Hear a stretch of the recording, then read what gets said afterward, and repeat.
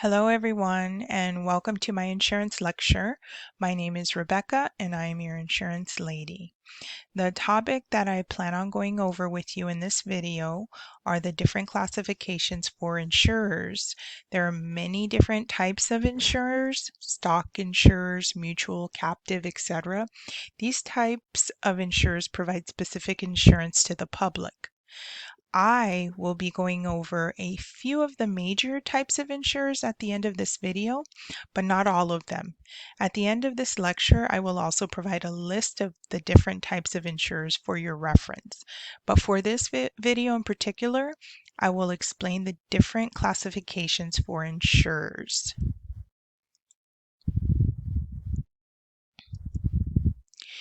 Insurance companies can be privately operated, operated by the state, or operated by the federal government. The government can step in to provide insurance that is not normal to a private insurer or is much higher of a risk for a private insurer. For example, flood insurance or nuclear insurance or war insurance. Now, unemployment insurance and workers' compensations are usually provided at a state level versus federal.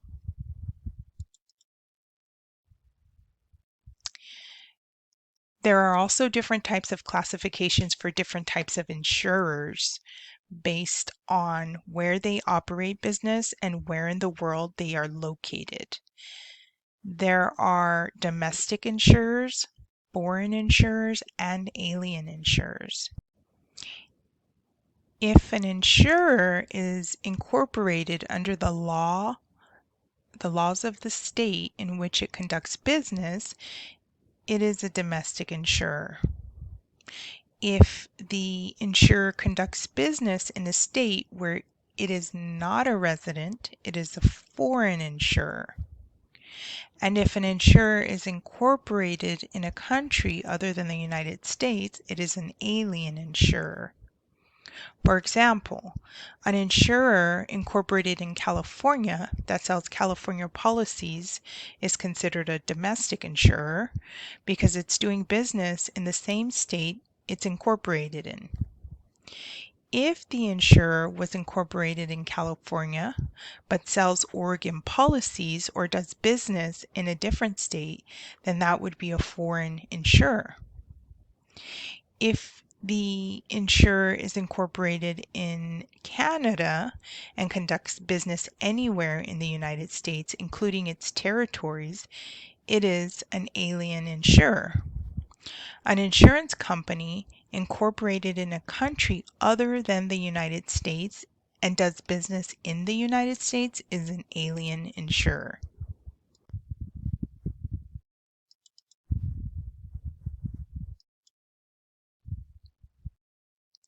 Now, insurers can be classified as authorized and non-authorized, which is basically just how it sounds.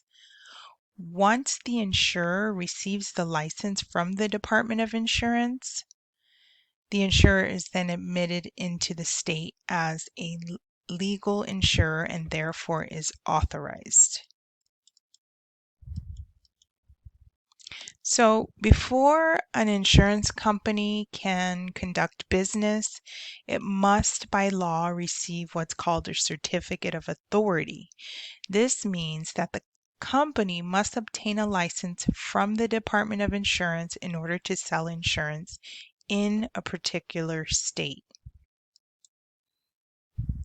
If the insurer is selling policies without obtaining a certificate of authority by the state, then that insurer is unauthorized and should not be selling insurance until they obtain the license to do so. Now, surplus lines brokers will assist with placing non-traditional or unusual risks. There are some risks that can be large or unusual in nature, but still worth insuring, and traditional companies may not write for those risks. So sometimes you'll need to work with a surplus lines broker to help find a place for the risk.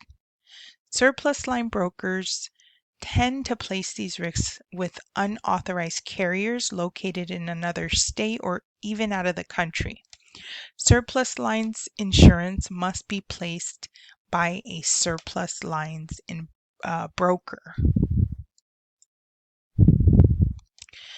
Surplus lines insurance companies cover unique risks.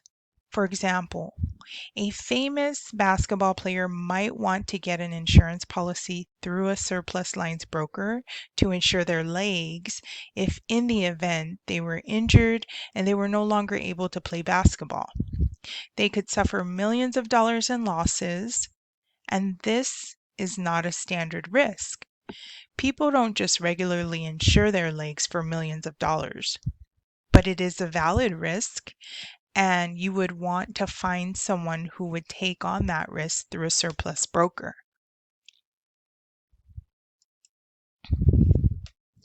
Stock insurers or private insurers, they consist of stockholders who own shares in the company.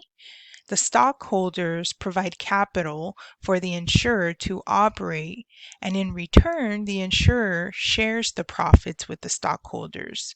The stock insurers consist of board of directors. The board of directors would elect officers who would then conduct the daily operations.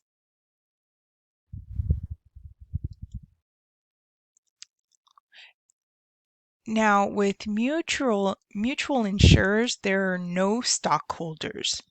The policyholders are where the ownership rests. The policyholders would usually vote for a board of directors and in turn elect or appoint the officers to operate the company. As promised, here are the insurers you'll want to know about. We discussed stock insurers, mutual insurers. There's also fraternal insurers, reciprocal insurers. There's Lloyd's of Association. There are risk retention insurers, risk purchasing groups, self-insurers, and reinsurers. That's the end of the video. I want to thank you for viewing my video. Please like and subscribe.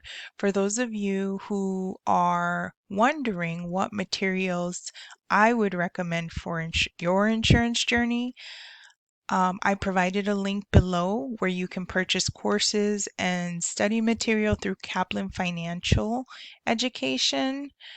They have many courses. I've been recommending them for years now. I recommend their insurance manual for study materials. They also provide study tools such as flashcards. They have those in English and in Spanish, and also quick study sheets.